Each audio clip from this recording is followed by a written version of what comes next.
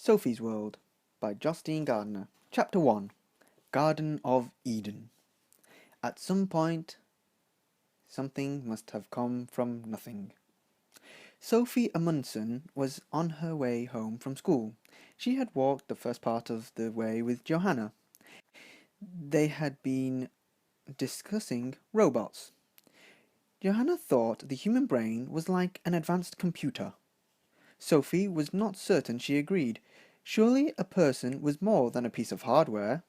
When they got to the supermarket, they went their separate ways.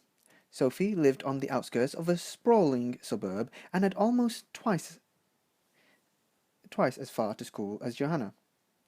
There were no other houses beyond her garden, which made it seem as if her house lay at the end of the world. This was where the woods began. She turned the corner into Clover Close. At the end of the road there was a sharp bend known as Captain's Bend. People seldom went there that way except on the weekend. It was early May.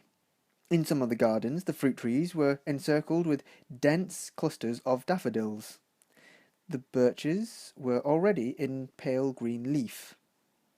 It was extraordinary how everything burst forth at this time of year.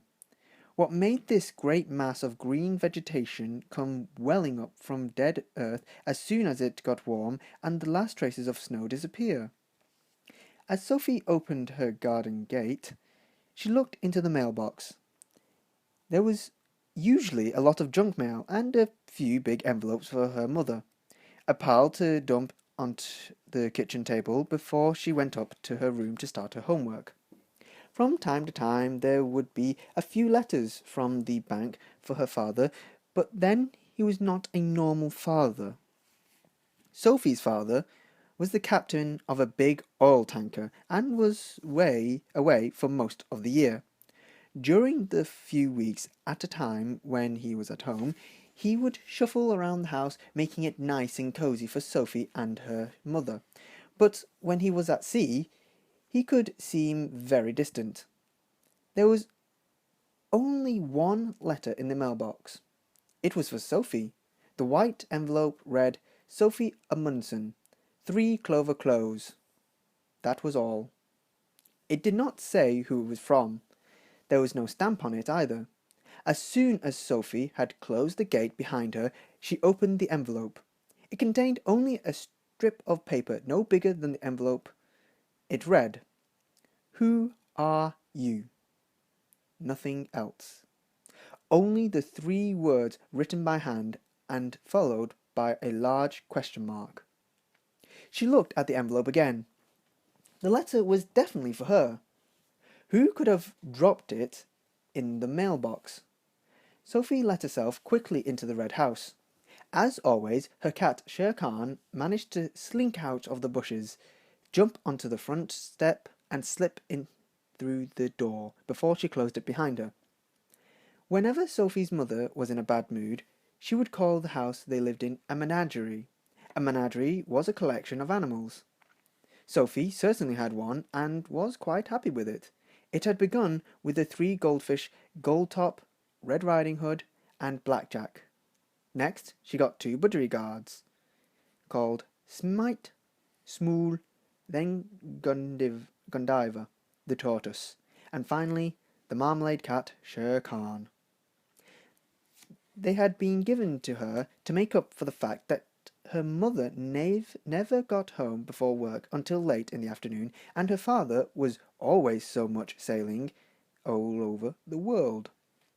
Sophie slung her school bag on the floor and put a bowl of cat food out for Shere Khan. Then she sat down on a kitchen stool with the mysterious letter in her hand. Who are you? She had no idea. She was Sophie Amundsen, of course, but who was that? She had not really figured that out yet. What if she had been given a different name? Katie Knutson, for instance. Would she then have been someone else? She suddenly remembered that Dad had originally wanted her to be called Lillimore.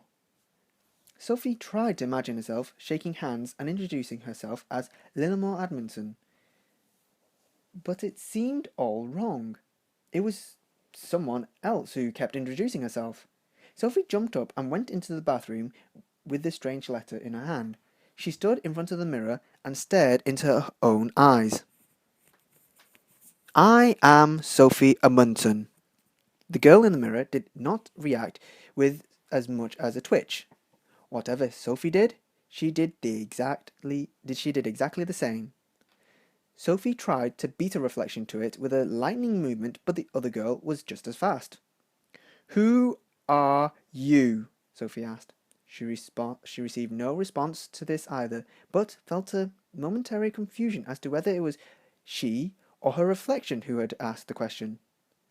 Sophie pressed her index finger on the nose of the mirror and said, You are me. As she got no answer from this, she turned the sentence round and said, I am you.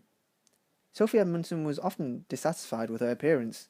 She was frequently told that she had beautiful almond-shaped eyes, but that was probably just something some people said because her nose was too small and her mouth was a bit too big, and her ears were much too close to her eyes. Worst of all was her straight hair, which was impossible to do anything with. Sometimes her father would stroke her hair and call her the girl with the flaxen hair after a piece of music by Claude Debussy. It was all right for him. He was not condemned to living with this straight, dark hair. Neither mousse nor styling gel had the slightest effect on Sophie's hair. Sometimes she thought she was so ugly that she wondered if she was malformed at birth. Her mother always went on about her difficult labour. But was that really what determined how you look? Wasn't it odd that she didn't know who she was? And wasn't it unreasonable that she hadn't been allowed to have any say in what she would look like? Her looks had just been dumped on her. She could choose her own friends, but she certainly hadn't chosen herself. She had not been chosen to be a human being. What was a human being? Sophie looked at the girl in the mirror again. I think I'll go upstairs and do my biology homework, she said, almost apologetically. Once she was out in the hall, she thought, no, I'd rather go out in the garden. Kitty, kitty, kitty! Sophie chased the cat out into the doorstep and closed the front door behind her. As she stood outside on the gravel path with the mysterious letter in her hand, the strangest feeling came over her. She felt like a doll that had suddenly been brought to life by the wave of a magic wand. Wasn't it extraordinary to be in the world right now, wandering around in a wonderful adventure? Shirkan sprang lightly across the gravel and slid into a dense clump of red currant bushes. A live cat, vibrant with energy from its white whiskers to the twitching tail at the end of its sleek body. It was here in the garden too, but hardly aware of it in the same way as Sophie. As Sophie started to think about being alive, she began to realize that she would not be alive forever. I am in the world now, she thought, but one day I shall be gone. Was there a life after death? This is another question the cat was blissfully unaware of. It was not long since Sophie's grandmother had died. For more than 6 months, Sophie had missed her every single day. How unfair that life had to end. Sophie stood on the gravel path thinking. She tried to think extra hard about being alive so as to forget that she would not be alive forever. But it was impossible. As soon as she concentrated on being alive now, the thought of dying also came into her mind. The same thing happened the other way round. Only by conjuring up an intense feeling of one day being dead could she appreciate how terribly good it was to be alive. It was like two sides of a coin that she kept turning over and over, and the bigger and clearer one side of the coin became, the bigger and clearer the other side became too. You can't experience being alive without realizing that you have to die, she thought. But it's just as impossible to realize you have to die without thinking how incredibly amazing it is to be alive. Sophie remembered Granny saying something like that the day the doctor told her she was ill. I never realized how rich life was until now, she said. How tragic that most people had to get ill before they understood what a gift it was to be alive, or else they had to find a mysterious letter in the mailbox. Perhaps she should go and see if any more letters had arrived. Sophie hurried to the gate and looked inside the green mailbox. She was startled to find it contained another white envelope, exactly like the first, but the mailbox had definitely been empty when she took the first envelope. This envelope had her name on it as well. She tore it open and fished out a note the same size as the first one. Where does the world come from? It said. I don't know, Sophie thought. Surely nobody really knows. And yet, Sophie thought it was a fair question. For the first time in her life, she felt it wasn't right to live in the world without at least inquiring where it came from. The mysterious letter had made Sophie's head spin. She decided to go and sit in the den. The den was Sophie's top secret hiding place. It was where she went when she was terribly angry, terribly miserable, or terribly happy. Today she was simply confused. The red house was surrounded by a large garden with lots of flower beds, fruit bushes, fruit trees of different kinds, a spacious lawn with a glider and a little gazebo that Grandad had built for Granny when she lost their first child a few weeks after it was born. The child's name was Marie. On her gravestone were the words, Little Marie to us came, greeted us, and left again. Down in a corner of the garden, behind all the raspberry bushes, was a dense thicket where neither flowers nor berries would grow. Actually, it was an old hedge that had once marked the boundary to the woods, but because nobody had trimmed it for the last 20 years, it had grown into a tangle and impenetrable mass. Granny used to say the hedge was made it harder for the foxes to take the chickens during the war, when the chickens had free range over the garden.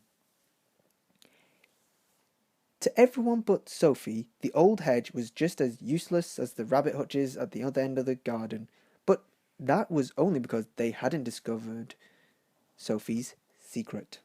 Sophie had known about the little hole in the hedge for as long as she could remember. When she crawled through it, she came into a large cavity between the bushes. It was like a little house. She knew nobody could find her there. Clutching the two envelopes in her hand, Sophie ran through the garden, crouched down on all fours, and wormed her way through the hedge. The den was almost high enough for her to stand upright, but today she sat down on a clump of gnarled roots. From there, she could look out through tiny peepholes between the twigs and leaves. Although none of the holes was bigger than a small coin, she had a good view of the whole garden. While she was little, she used to think it was fun to watch her mother and father searching for her among the trees. Sophie had always thought the garden was a world of its own. Each time she heard about the Garden of Eden in the Bible, it reminded her of sitting here in the den, surveying her own little paradise. Where does the world come from? She hadn't the faintest idea. She knew that the world was only a small planet in space, but where did space come from? It was possible that space had always existed, but in which case she would not also need to figure out where it came from. But could anything had always existed? Something deep down inside her protested at the idea. Surely everything that exists must have had a beginning, so space must sometime have been created out of something else. But if space had come from something else, then that something must also have come from something. Sophie felt she was only deferring the problem. At some point, something must have come from nothing. But was that possible? Wasn't that just as impossible as the idea that the world had always existed? They had learnt at school that God created the world. Sophie tried to console herself with the thought that This was probably the best solution to the whole problem, but then she started to think again. She could accept that God created space, but what about God himself? Had he created himself out of nothing? Again, there was something deep down inside her that protested. Even though God could create all kinds of things, he could hardly create himself before he had a self to create with. So there was only one possibility left. God had always existed, but she had already rejected that possibility. Everything that existed had to have a beginning. Oh, drat. She opened the two envelopes again. Who are you? Where does the world come from? What annoying questions! And anyway, where did the letters come from? That was just as mysterious, almost. Who had jolted Sophie out of her everyday existence and suddenly brought her face to face with the great riddles of the universe? For the third time, Sophie went to the mailbox. The mailman had just delivered this day's mail. Sophie fished out a bulky pile of junk mail, periodicals, and a couple of letters from her mother. There was almost a postcard of a beach. She turned the card over. It had a Norwegian stamp on it and was postmarked UN Battalion. Could it be from Dad? But wasn't he in a completely different place? It wasn't his handwriting either. Sophie felt her pulse quicken a little as she saw who the postcard was addressed to. Hildy Moller Nag. C.O. Sophie Amundsen, 3 Clover Close. The rest of the address was correct. The card read, Dear Hildy, happy 15th birthday. As I'm sure you'll understand, I want to give you a present that could very well help you grow. Forgive me for sending the card, C.O. Sophie. It was the easiest way. Love, from Dad. Sophie raced back to the house and into the kitchen. Her mind was in turmoil. Who was this Hildy? Whose 15th birthday was just a month before her own? Sophie got out the telephone box. There was a lot of people called Moller, quite a few not called Nag. But there was nobody in the entire directory called Moller Nag. She examined the mysterious card again. It certainly seemed genuine. It had a stamp and a postmark. Why would a father send a birthday card to Sophie's address when it was quite obviously intended to go somewhere else? What kind of father would cheat his own daughter of a birthday card by purposefully sending it astray? How could it be the easiest way? And above all, how was she supposed to trace this Hildy person? So now Sophie had another problem to worry about. She tried to get her thoughts in order. This afternoon, in the space of 2 short hours, she had been presented with 3 problems. The first problem was who had put the 2 white envelopes in her mailbox. The second was the difficult questions these letters contained. The third problem was who Hildy Molyneux could be and why Sophie had been sent her birthday card. She was sure that the 3 problems were interconnected in some way. They had to be, because until today she had lived a perfectly normal, ordinary life.